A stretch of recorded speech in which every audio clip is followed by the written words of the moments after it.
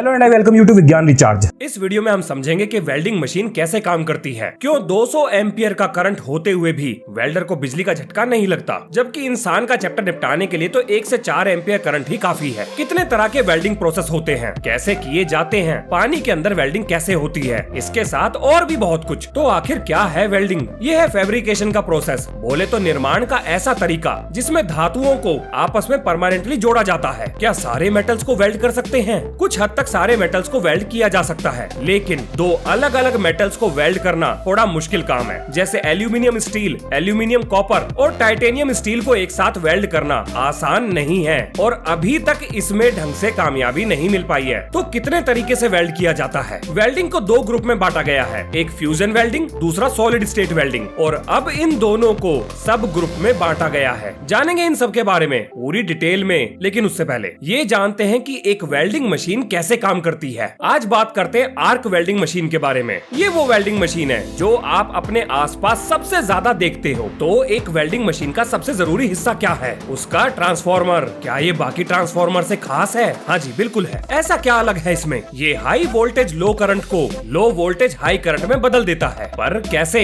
इसमें इस्तेमाल करते हैं हम एक स्टेप डाउन ट्रांसफार्मर का। क्या खास है उसमें? वेल्डिंग के लिए एक अलग तरह का स्टेप डाउन ट्रांसफार्मर बनाया जाता है, जिसमें प्राइमरी वाइंडिंग पतले तार की और नंबर ऑफ टर्न्स ज्यादा रखे जाते हैं, लेकिन सेकेंडरी वाइंडिंग मोटे तार की और नंबर ऑफ टर्न्स कम रखे जाते हैं। तो इस तरह के जुगाड़ से करंट और वोल्टेज पे क्या फर्क पड़ता है? इस तरह से ट्रांसफार्मर को डिजाइन करने पर 15 से 45 वोल्ट का आउटपुट और 200 से 600 एम्पियर का करंट मिल सकता है। और अगर आपको वाइंडिंग में किए गए बदलाव से करंट और वोल्टेज में कैसे फर्क पड़ता है, ये सब जानना है तो आप मेरी ट्रांसफार्मर वाली वीडियो को देख सकते हैं। उसमें सारी चीजें बहुत अच्छे से बताई हैं। अच्छा, तो ये बताओ कि इस ट्रांसफार्मर से निकलने वाली आउटपुट को कहां पर कनेक्ट करते हैं? सेकेंडरी वाइंडिंग से निकलने वाला एक तार धातु पर और दूसरा तार इलेक्ट्रोड से कनेक्ट किया जाता है। अब आप पूछोगे मेरे से एक सवाल कि भैया ट्रांसफार्मर तो डीसी पर चलते ही नहीं, तो मार्केट में डीसी करंट वाली वेल्डिंग मशीन कहां से आ गई? ये क्या लोचा है? बात बिल्कुल सही है, कोई भी ट्रांसफार्मर डीसी पर काम नहीं करता। और रही बात वेल्डिंग मशीन के डीसी करंट पे काम करने की, तो इस चीज के लिए लेते हैं हम एक जुगाड़ का सहारा, जिसे कहते हैं रेक्टिफायर। अब ट्रांसफार्मर की प्राइमरी वाइंडिंग में तो एसी करंट ही जाएगा और सेकेंडरी से बाहर एसी करंट ही आएगा, लेकिन इस एसी करंट को हम एक रेक्टिफायर से भेजकर उसे डीसी करंट में बदल देंगे। पर एक बात तो बताओ भैया, जब एसी करंट पर वेल्डिंग मशीन काम कर सकती थी, तो हमने उसे डीसी करंट पर चलाने के लिए इतनी माथापच्ची क्यों करी? क्योंकि डीसी करंट की मदद से बनाए गए वेल्ड की क्वालिटी एसी करंट से बेहतर है। और वो कैसे? क्योंकि डीसी करंट की पोलैरिटी एसी करंट की तरह बार बार नहीं बदलती, जिससे वेल्ड छिटकता नहीं है और हमें मिलता है एक बढ़िया क्वालिटी का वेल्ड। अब आप पूछोगे मेरे से एक और सवाल, ट्रांसफार्मर के आउटपुट से निकलने वाले किसी भी तार को धातु या इलेक्ट्रोड से जोड़ा जा सकता है?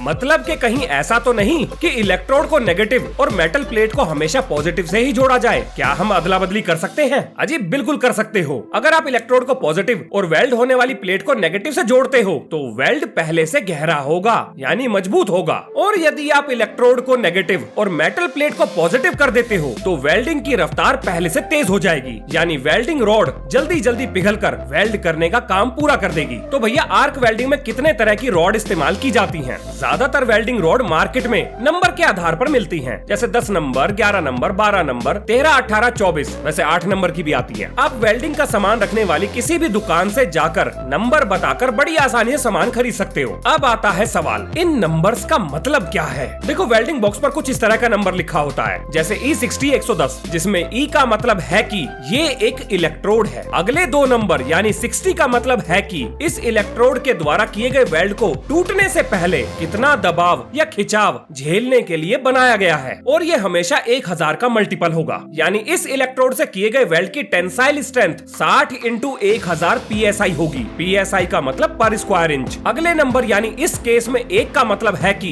इलेक्ट्रोड को किस पोजीशन में इस्तेमाल कर सकते हैं, जिसमें 1 का मतलब है कि आप इसे किसी भी तरह से इस्तेमाल कर सकते हैं, मतलब हॉरिजॉन्टल प्लेट पर, वर्टिकल प्लेट पर, ओवरहेड या कर्व्ड प्लेट पर। 2 का मतलब है कि इलेक्ट्रोड सिर्फ फ्लैट हॉरिजॉन्टल पोजीशन में ही इस्तेमाल होगी, और 4 का मतलब है कि ये इलेक्ट्रोड फ्लैट हॉरिजॉन्टल और वर्टिकल या ओवरहेड पोजीशन में भी इस्तेमाल की जा सकती है, पर ये बेंड सरफेस पर इस्तेमाल नहीं होगी। और लास्ट के 2 नंबर का मतलब है कि इलेक्ट्रोड पर किस तरह के मटेरियल की कोटिंग की गई है और इस इलेक्ट्रोड को किस तरह के करंट पर चलाना चाहिए, यानी डीसी डीसी या एसी। अब आप पूछोगे मेरे से एक और सवाल कि वेल्डिंग रॉड पर वो सफेद सिल्वर ग्रे रंग का जो पाउडर चढ़ाया जाता है वो क्या काम करता है? किसी भी वेल्ड को मजबूत बनाने के लिए जरूरी है कि वो वातावरण की हवा के साथ रिएक्शन ना कर पाए, इसलिए जब भी इलेक्ट्रोड पिघलती है तो ये ग्रे रंग का पाउडर वेल्ड के ऊपर एक सुरक्षा परत बना देता है और वेल्ड खराब होने से बचता है। अगर ये सुरक्षा परत ना हो तो वेल्ड की क्वालिटी खराब और उसके द्वारा बनाया गया जोड़ कमजोर होगा। तो आखिर कैसे होती है वेल्डिंग? सबसे पहले जरूरत के हिसाब से अपने कनेक्शन कर लो, फिर बचाओ आंखों को और लगाओ उस पर काला चश्मा, स्पेशल वाला काला चश्मा जो वेल्डिंग के लिए इस्तेमाल होता है, या फिर पूरा फेस कवर कर लो और उसके बाद पहनो ग्लव्स ताकि कोई पिघला हुआ मेटल हाथ पर छिटक कर ना गिरे। अब मशीन को चालू करने के बाद किसी टेस्ट पीस पर इलेक्ट्रोड को रगड़कर कनेक्शन की कंटिन्यूटी चेक कर लो। अगर सब कुछ ओके है तो बस वेल्ड होने वाली मेटल प्लेट पर इलेक्ट्रोड को टच करके 2 से 4 सेंटीमीटर ऊपर उठा लो और अब बनेगा इलेक्ट्रोड और मेटल प्लेट के बीच में एक आर्क जिसका तापमान 5000 डिग्री सेल्सियस से ऊपर चला जाता है और तुरंत ही मेटल प्लेट और वेल्डिंग रोड पिघलकर एक परमानेंट जॉइंट का रूप ले लेती है। अब आता है सबसे बड़ा सवाल कि आखिर 200 एम्पियर का करंट होते हुए भी जो डीसी या एसी कोई भी हो सकता है, वेल्ड करने वाले को बिजली का झटका क्यों नहीं लगता? देखो, इस चीज के दो कारण हैं। पहला, करंट एक नंबर का छटा हुआ नालायक निखट्टू है। वो एक पॉइंट से दूसरे पॉइंट पर जाने के लिए सबसे छोटा और सबसे आसान रास्ता ढूंढता है। अब करंट के लिए सबसे आसान रास्ता है मेटल की प्लेट, जो कि एक बढ़िया कंडक्टर है, जबकि हमारा शरीर अच्छा कंडक्टर नहीं है। ध्यान देना, मैं ये नहीं कह रहा हूँ कि हमारा शरीर इंसुलेटर है, बल्कि एक मेटल के कंपैरिजन में हमारा शरीर एक अच्छा कंडक्टर नहीं है। अब जो मैंने बोला, चलो उसे साबित करते हैं। ये देखो, हमारे शरीर के अलग अलग हिस्से का रेजिस्टेंस, और ये है करंट की वो वैल्यूज जो करंट से होने वाली हल्की फुल्की गुदगुदी से लेकर अर्थी का जुगाड़ कर सकती है। अब यहाँ पर आपको ये भी पता होना चाहिए कि इलेक्ट्रिसिटी के ये 3 इडियट यानी करंट, वोल्टेज और रेजिस्टेंस, ये हमेशा एक साथ ही मिलेंगे। कहीं भी हो, कुछ भी गड़बड़ हो, ये तीनों आपको जरूर मिलेंगे। चलो एक एग्जांपल से समझते हैं कि आखिर ये तीनों कर क्या रहे हैं। एक उदाहरण के लिए मान लो कि वेल्डिंग मशीन 40 वोल्ट पर काम कर रही है। हाँ जी, वेल्डिंग मशीन की आउटपुट वोल्टेज बहुत कम होती है। मान लेते हैं कि आप अपने हाथ से मेटल प्लेट को छू रहे हो, तो अब पता करते हैं कि हमारा हाथ करंट को कितना रेजिस्टेंस ऑफर करेगा। तो टेबल के हिसाब से हमारा हाथ 40,000 ओम का रेजिस्टेंस ऑफर करेगा। अब वोल्टेज तो है 40 वोल्ट और रेजिस्टेंस है 40,000 ओम, तो थोड़ा सा मैथ का सहारा लेके जो करंट की वैल्यू निकलती है वो है 0.001 एम्पियर। अब अगर इस करंट की वैल्यू को हम टेबल में देखें तो भैया इससे तो गुदगुदी भी ना होने वाली। तो अगर ऊपर के सैर सपाटे पे जाने की प्लानिंग चल रही है तो कोई नया तरीका ढूंढो, इससे कुछ ना होता। तो बिजली के झटके खाने के लिए वोल्टेज बढ़ानी ही होगी, क्योंकि करंट को, जो कि चार्जेस की मूवमेंट से बनता है, सिर्फ वोल्टेज ही धक्का देके चला सकती है। अब जानते हैं अलग अलग तरह के वेल्डिंग प्रोसेसेस के बारे में। तो गैस वेल्डिंग और रेजिस्टेंस वेल्डिंग के ऊपर तो मैं पहले ही एक वीडियो बना चुका हूँ, जिसका लिंक मिलेगा डिस्क्रिप्शन में। और रही बात आर्क वेल्डिंग की, तो वो हमने ऊपर डिस्कस कर ली है। अब चलते हैं इलेक्ट्रॉन बीम और लेजर वेल्डिंग पर। तो जी, इलेक्ट्रॉन वेल्डिंग में हाई एनर्जी इलेक्ट्रॉन्स को दोनों प्लेट के उस हिस्से पर मारा जाता है जहां हमें जॉइंट बनाना है, और इलेक्ट्रॉन की जबरदस्त वेलोसिटी के कारण मेटल प्लेट तुरंत पिघलकर आपस में फ्यूज हो जाती हैं, और ऐसे मिलता है हमें एक वेल्ड। अब अगर यही सेम काम हम एक लेजर गन की सहायता से करें तो इसे लेजर वेल्डिंग बोलते हैं। बस फर्क इतना है कि इस लेजर वेल्डिंग में हम एक फीडर वायर का इस्तेमाल कर सकते हैं, और ये फीडर वायर